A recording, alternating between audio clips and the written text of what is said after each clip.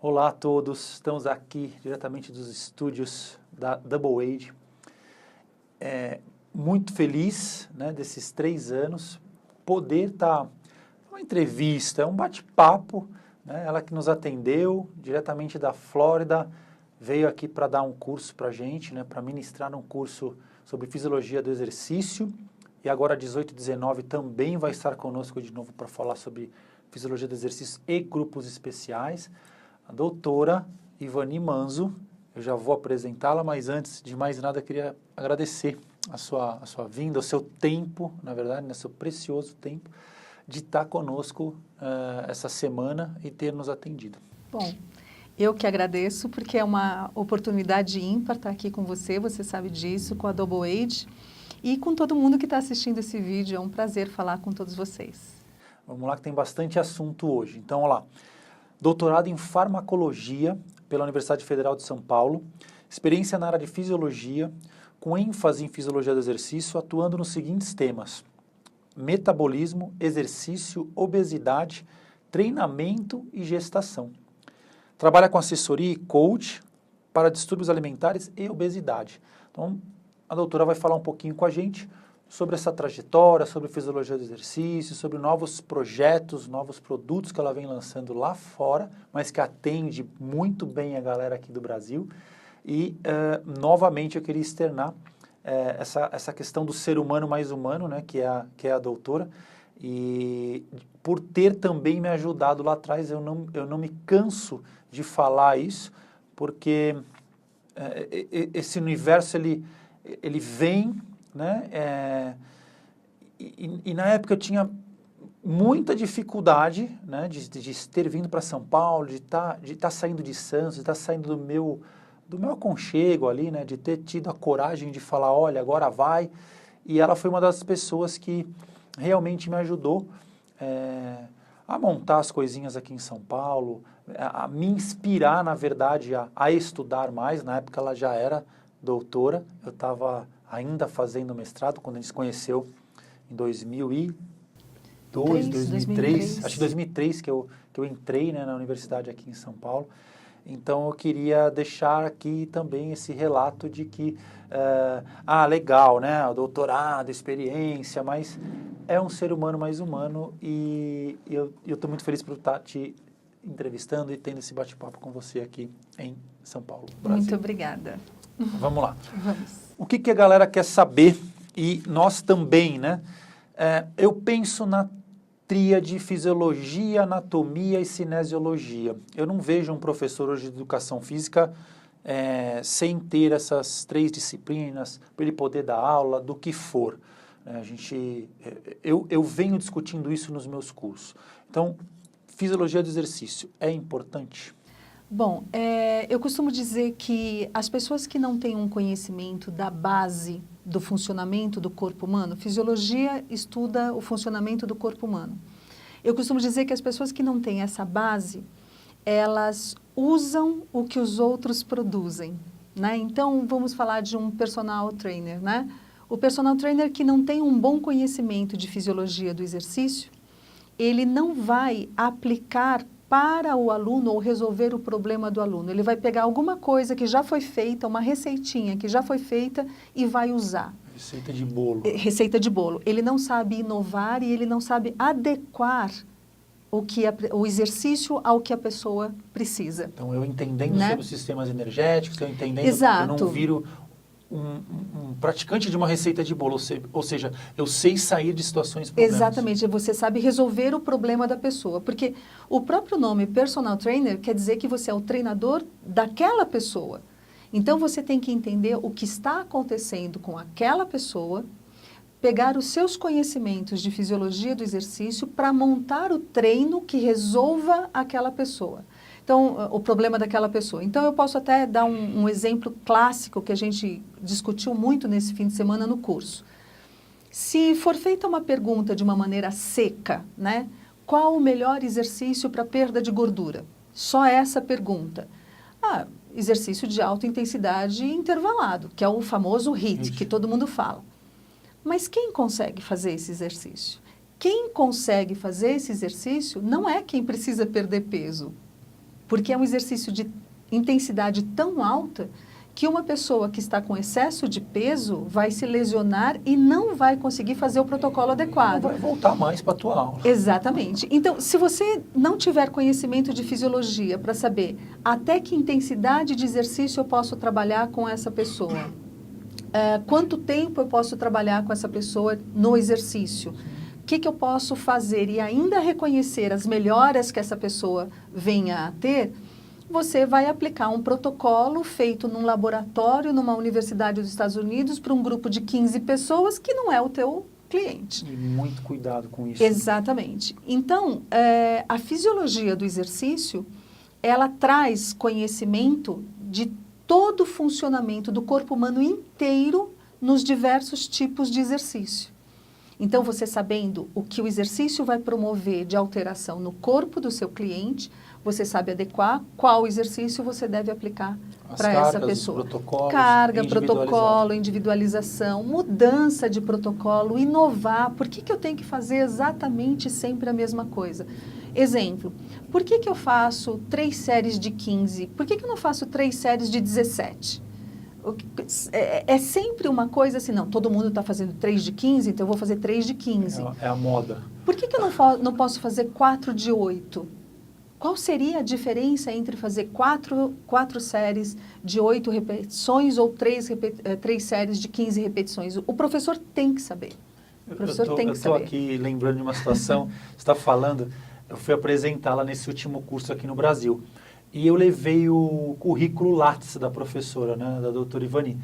E aí alguém lá, por desconhecimento mesmo, né, do que é um currículo Lattes, falou assim, é a tese dela de doutorado, porque era um calhamaço, né, de papel pelos papers produzidos. Então, onde eu quero chegar? Porque, na verdade, quando a gente levanta aqui um tema, a quantidade de papers, a quantidade de citações, a gente não vai ficar citando o autor aqui, mas assim, a bagagem que a professora tem em fisiologia do exercício é muito grande. O que falta, em alguns casos, quando eu acompanho lá o Instagram, algumas postagens, né, de outros colegas, enfim, ou de outros personagens mesmo, eu falo, da onde que tirou essa ideia? Da onde que ele tirou esse embasamento que...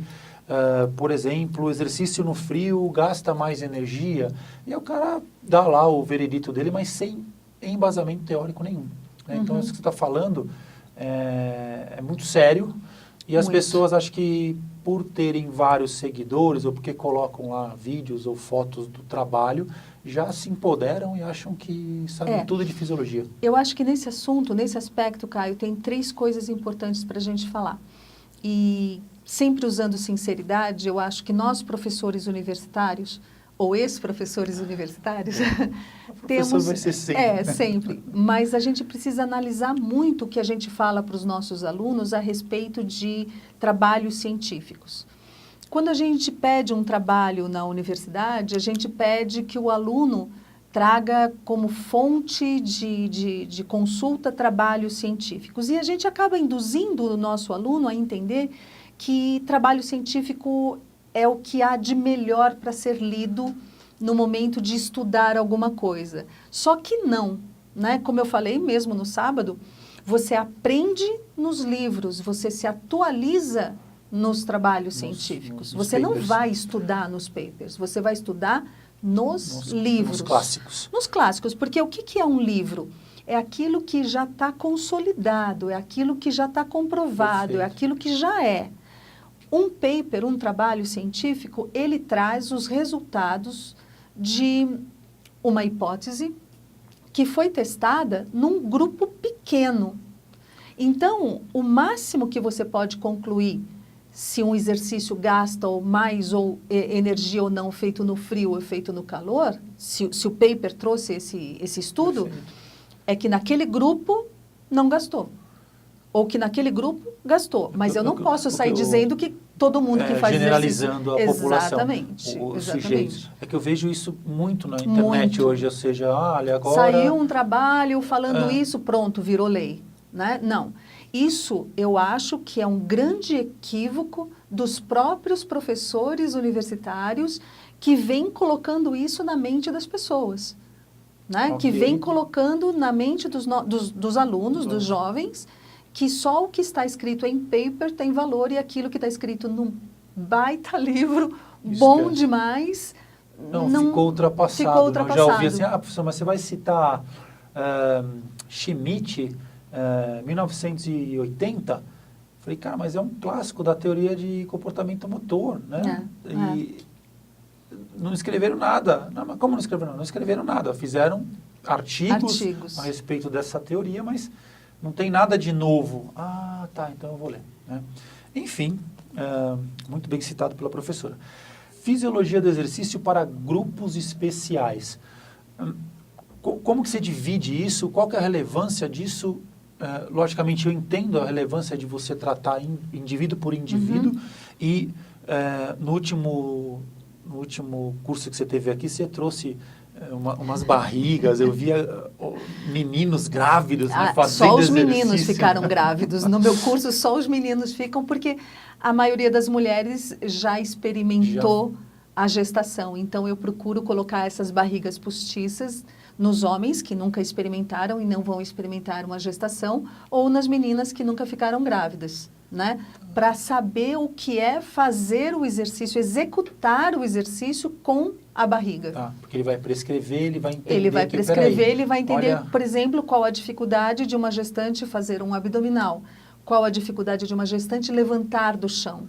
Olha que bacana isso. Então, assim, apesar de milhares de papers, né, ela já ter lido e indicado, né, como literatura, ela aplica na prática, né? Então, ou seja, vocês vão ter na prática, nesse curso agora do dia 18 e 19, muita prática. Sim. Né? A gente vai realmente vivenciar o que é uma eu gestante. procuro colocar alguns alunos na situação do cliente, porque você precisa ter uma empatia, você precisa entender qual é o desejo do seu cliente e você precisa tentar entender o que ele está sentindo. Ok. Né? E quando você, pelo menos, tenta colocar o seu aluno na situação do cliente, ele consegue perceber e respeitar um pouco mais a dificuldade. Tem uma coisa interessante que, quando a gente está montando aula, essas coisas, a gente sempre usa muito o Google Imagens, né? E se você coloca lá, por exemplo, personal trainer para você procurar imagens, várias vezes você vai ver uma pessoa assim, meio que gritando, meio que vai, não sei o quê, blá, blá, blá. E assim, como vai? Como faz? Calma, você tem que ver o que a pessoa está querendo. Eu tenho vários clientes que desistiram de um ou outro personal porque simplesmente não conseguiam. Citando um exemplo, eu tenho uma cliente que tem fibromialgia. E o nível de dor de pessoas que têm fibromialgia é muito alto. E ela nunca conseguia um progresso nos exercícios dela porque os personagens vinham e meio que obrigavam ela a fazer o que é praxe, né? O que manda o protocolo. E ela não é assim. E só para você ver como que o trabalho dá resultado, ela extremamente sedentária, acima do peso, subia na esteira, juro para você, 2 minutos ela já estava, não aguento mais. Bom, ela está comigo há quase 1 ano, praticamente 1 ano, e ela fez uma prova de 5 quilômetros agora. E ela, no final da prova, super feliz, no final da prova, ela me mandou uma foto, ela e o marido no pódio, né? O marido pegou pódio, ela não, mas enfim, tiraram foto lá no pódio, e ela falou, Ivani, eu não estou com dor. Né? Então, todo um trabalho de entender o que significa, de ler o que significa e enquadrar o seu treino, a sua prescrição de exercício na necessidade, sem querer fazer com que a pessoa tenha o corpinho ideal, mesmo que ela tenha te procurado por causa disso. Tá. Mesmo que ela tenha te procurado, eu quero ficar magra, eu quero ficar musculosa, eu quero... Tá bom, mas antes disso... Vamos treinar? Antes disso, vamos ter saúde? Antes disso, vamos resolver o seu problema de dor? Para depois... Aí depois, se você quiser, eu te conto todo o sacrifício que vai ser você fazer tudo isso.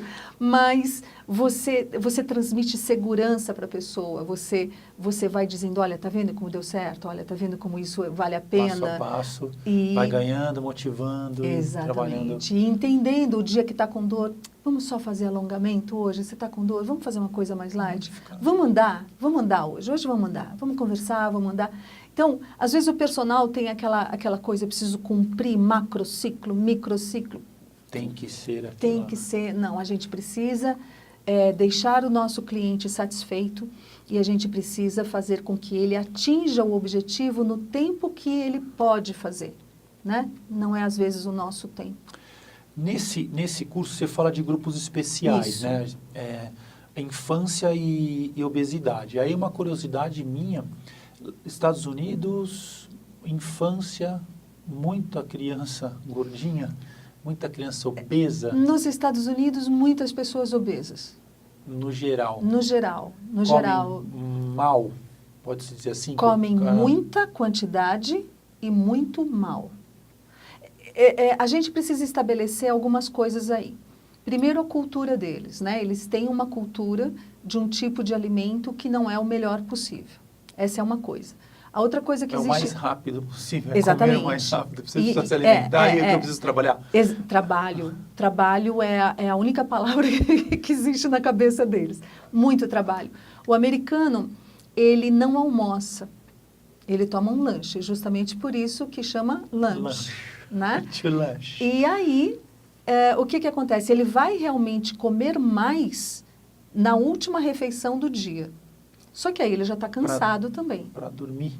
Ele toma um café da manhã no carro, né? É muito comum, ele passa nessas lojas que drive-thru, né? Ele pega o copo com café e tal, e é no carro, indo trabalhar, que ele vai comendo. Na hora do almoço, ele come o fast food, uma coisa muito rápida, porque descer da onde ele está trabalhando, come, sobe, para sair mais cedo, para chegar mais cedo em casa. Essa é a mentalidade. Então, 6 horas, a maioria dos americanos já está em casa. Ninguém estica o trabalho. Então, tem essa cultura. Uma outra coisa importante é que comida saudável nos Estados Unidos é caro.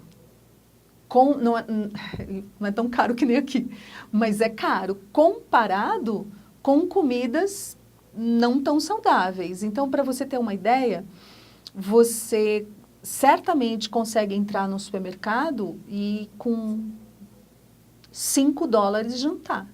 Você compra uma pizza e uma coca de 2 litros por menos de $5. Eu diria com $3,50, ou seja, 12, 13 reais. Eles usam isso como uma certa... Sempre. Não tenho tempo, não quero cozinhar. Sempre. Eu sempre faço compras no mesmo supermercado. Então, agora os caixas já me conhecem. As senhoras que são caixas, assim, já me conhecem. Mas no começo, todas falavam assim, puxa, você come saudável, hein?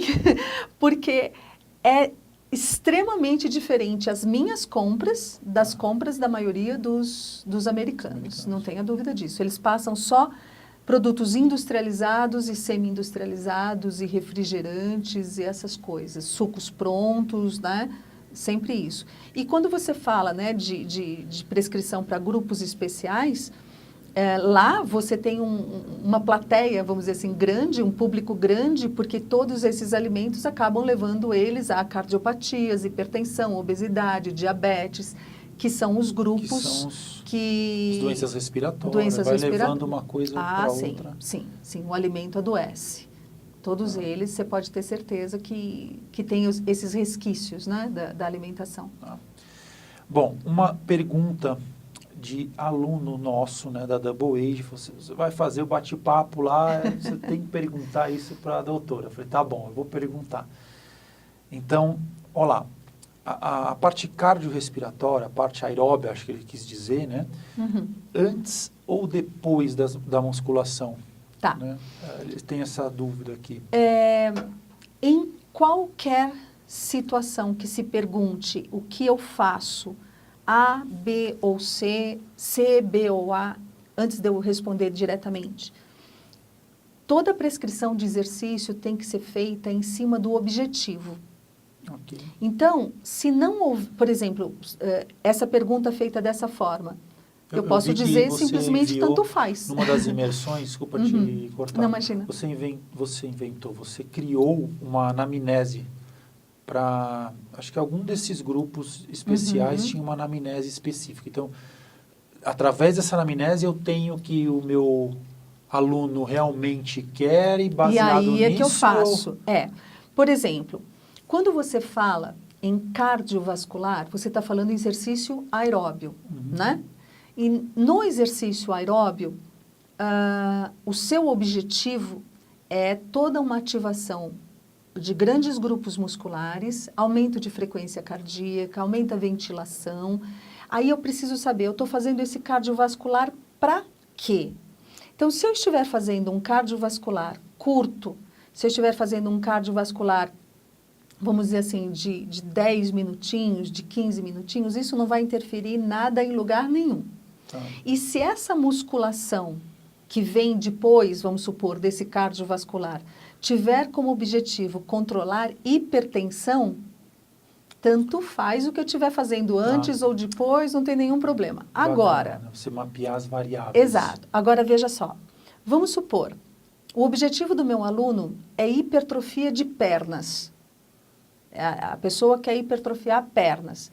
Que cardiovascular eu vou dar para ele, ou será que eu vou dar um cardiovascular que já vai estressar os músculos da perna e depois ele tem que fazer exercícios de peso com perna? Como que vai estar a musculatura dessas pernas, depois de pedalar, correr ou elíptica, ou se eu vou sobrecarregar na musculação?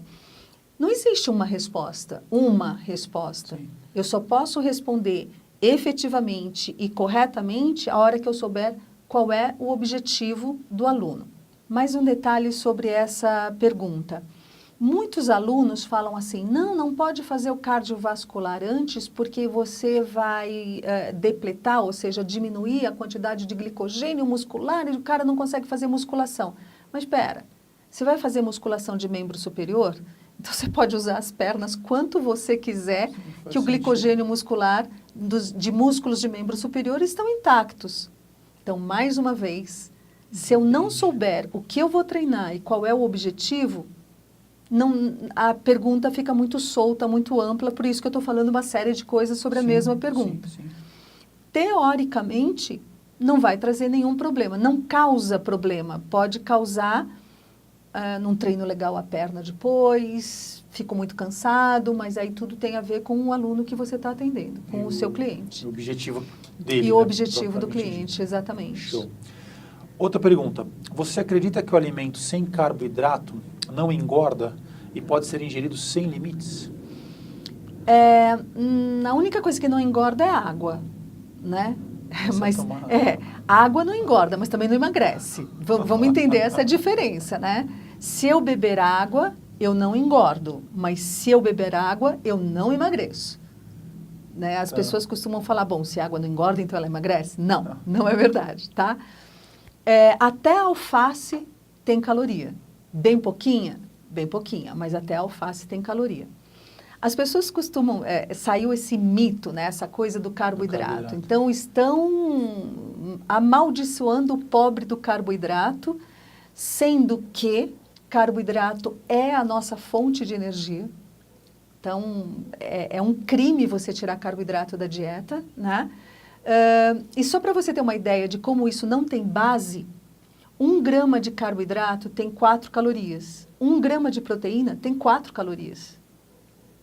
Então, se você for pensar em termos de quantidade de energia que existe no alimento, carboidrato e proteína têm a mesma quantidade de energia. Os carboidratos, sim, existe um tipo de carboidrato que precisa ser evitado. Aí eu tenho que concordar. Mas é muito diferente de você não comer carboidrato. Sim. Que são os carboidratos brancos, de alto índice glicêmico. Esses carboidratos são muito prejudiciais à saúde e induzem obesidade, sim. Mas aí eu estou falando de produtos industrializados. Eu não estou falando de legumes, eu não estou falando de frutas, né? Tudo isso é extremamente saudável e não é isso que engorda, é a quantidade que se come que vai engordar. Esse é o problema. Bom, e a última pergunta aqui. Exercício no frio, a gente já tinha comentado isso lá no começo da entrevista. Exercício no frio gasta mais energia? E qual que seria o melhor horário para a prática de atividade física? O exercício no frio, assim como o exercício no calor, ele pode trazer um desgaste maior E o corpo, para manter o que a gente chama de homeostasia, para manter o equilíbrio, gasta mais energia. Mas não é o exercício que está promovendo maior gasto de energia, é o ambiente. Então, uma pessoa que fique sentindo frio parada também gasta mais energia do que uma pessoa que não está sentindo frio parada. Uma pessoa que está sentindo calor parada gasta mais energia do que uma pessoa que não está sentindo calor parada. Então, é o ambiente que traz o maior gasto energético e não o exercício. Tá? Agora, a soma dos dois é um maior desgaste, sem dúvida nenhuma. A soma dos dois. Mas não potencializa o gasto energético do exercício, fazer exercício no frio. Não potencializa, exato. E o melhor horário para a prática? Isso é bem bacana. O melhor horário para a prática é aquela que a pessoa tem disposição. Existem pessoas que são biologicamente ou psicobiologicamente classificadas como matutinas. Outras são vespertinas. Adoro fazer de manhã. Outras são noturnas. Então, tem pessoas que gostam de fazer atividade física como a primeira atividade da manhã. E aí tem aquele bem-estar que acompanha o dia inteiro. Todo o dia. E tem gente que gosta de fazer fim de tarde, depois do trabalho. Me sinto melhor, fico mais disposto, durmo melhor. É muito individual. Isso falando da disponibilidade ou da vontade da pessoa. Se você for falar de clima, né, aí você tem que ver assim. Por exemplo, onde eu moro, na Flórida, esta época do ano, se você quer fazer exercício ao ar livre, sem dúvida nenhuma, antes das 8 horas da manhã ou depois das 8 horas da noite, 7, 8 horas da noite, porque o calor e a umidade é muito, muito, muito intensa. Então, fazer exercício durante o dia, né, no sol, é extremamente desgastante. Aí eu posso contar uma coisa que eu fiz, que não deve ser feita, mas vamos contar. Eu fui fazer, isso foi o ano passado, fui correr ao ar livre, o trajeto que eu sempre corria. E sabe quando você está em casa? Não, então antes de correr eu vou fazer isso, antes de correr eu vou fazer aquilo, antes de correr eu vou fazer aquilo outro. Acabou que eu saí da minha casa para correr umas 10, 10 e meia da manhã. E fui fazer o trajeto de sempre. Quando eu estava já perto da praia, por 2 ou 3 vezes eu parei naquelas duchas que tem assim na praia, para molhar o pé, com tênis e tudo, para baixar a temperatura do pé, porque parecia que eu estava pisando em brasa já, de tão quente que meu pé estava. E eu, logicamente, me molhava também. Não consegui fazer o trajeto correndo de volta, então vamos dizer assim, o último quarto do trajeto eu fiz andando, e aí eu resolvi olhar no frequencímetro. E estava andando, estava a mesma frequência cardíaca que correndo. Olha isso. Então, daí, eu também assustei. Daí, você acaba tendo uma ideia do quanto o calor te desgasta. O ambiente te... Então, você vê que não é o exercício? Te proporciona ali uma situação. Você entendeu? Eu estava, obviamente, desidratada, com muito, muito calor, perdendo muita água, muito desidratada, e meu coração passou a ter que fazer um esforço maior para oxigenar o meu corpo, mesmo andando, eu já não estava mais correndo. Né? Então, aí você vê o quanto você fazer exercício no calor, principalmente sendo um calor intenso, o quanto isso aumenta o desgaste físico somado ao exercício. É muito grande, é muito grande. Show de bola. Bom, Learn It to Eat. Né? Eu vejo os teus posts, fiquei curioso, queria que você falasse um pouquinho. Tem workshop semana que vem, parece que está lotado. Lotado, graças a Deus. Contente, a beça. Lotado, 2 dias. Então, eu falei, bom, ela precisa ir lá conversar com a gente sobre, né, esse programa, esse projeto, enfim. Queria que você falasse um pouquinho como surgiu o Learn It to Eat. Né? E eu sei que você pode falar tudo, eu acredito que não, mas... eu queria que você... Como que surgiu, né, para o pessoal, exclusividade aí para a Double Age? Bom, se eu for buscar a origem real dessa história, O Learn to Eat começou realmente enquanto eu dava aula mesmo na universidade. Nas universidades eu dava aula de fisiologia humana, fisiologia do exercício, bioquímica, nutrição esportiva. E nos intervalos, né, eu falando de alimento, de como funcionava, como que a energia era distribuída no nosso corpo e tal, sempre vinha um aluno, professora, o que eu como? Eu me sinto mal quando eu dou aula. Eu lembro muito bem de um aluno nosso, falou assim, nossa, Ivani, eu me sinto muito mal dando aula, depois de 2, 3 aulas de spinning, não sei o que. Eu falava, não, tá faltando carboidrato. E eu comecei, então, a resolver o problema das pessoas com relação a exercício e alimentação. Comecei ali meio que resolver o problema das pessoas. Essa reposição de gasto calórico. De gasto calórico. Eu comecei nesse momento a analisar fisiologicamente, bioquimicamente, o problema das pessoas o que acontecia com ele e propor a solução. Legal. Comecei a fazer isso. Depois de um tempo, eu comecei a atender pessoas que me procuravam na prescrição de exercício e que não conseguiam emagrecer, não conseguiam comer direito. Eu tenho uma vida muito atribulada, nananana. E depois dessa fase, eu comecei a perceber que as pessoas que fazem dieta, né, elas seguem um protocolo, um cardápio, só que elas não aprendem.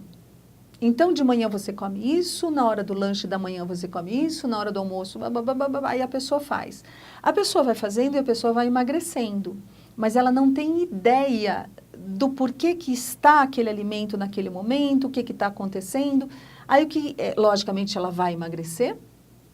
A hora que ela emagrece, chega ao objetivo, alcançou o objetivo, o que ela faz? Larga o cardápio e volta aos hábitos que a levaram a engordar. E aí, obviamente, essa pessoa vai engordar de novo. Aí, ela já foi nutricionista, ela já fez um cardápio, não deu certo, ela engordou de novo, aí ela não vai gastar dinheiro de novo com isso. O que ela acaba fazendo? Ela vai para as redes sociais e começa a pegar dicas malucas, né? Então, bate berinjela com guaraná, água com limão em jejum, e faz uma besteirinha aqui, faz uma besteirinha ali, faz uma besteirinha, acaba muitas vezes adoecendo, passando mal, volta a procurar um médico, um nutricionista. E foi aí, Caio, que eu achei que eu podia, falei, acho que é aí que eu posso ajudar as pessoas e trabalhar, né? Ajudar e trabalhar as pessoas, criando um programa de reeducação alimentar com esse viés de professora que eu nunca vou deixar de ter, que é ensinando as pessoas a comer, por isso o nome Learn to Eat, né? Que eu atendo as pessoas não dizendo simplesmente para elas, olha, você tem que comer isso ou você tem que comer isso. Eu faço o contrário, eu falo, o que você come? Como que você come? Aí quando a pessoa diz para mim o que ela come, eu conserto e explico. Então eu falo, olha, isso aqui na tua refeição não é bacana, né? Eu vou... Para o dia a dia dela, para o... Todos os dias. A minha assessoria às pessoas é diária. Eu falo com todos os meus clientes diariamente e eles vão me dizendo o que eles estão comendo e eu vou ensinando. Ensino a ler rótulo, ensino a escolher alimento, ensino quais são os bons carboidratos, os carboidratos que a gente só pode comer de vez em quando. E Caio, o que eu acho... Uma assessoria mesmo. É uma assessoria mesmo. Vai te procurar, olha aí... Exatamente. Eu não estou comendo legal, eu estou...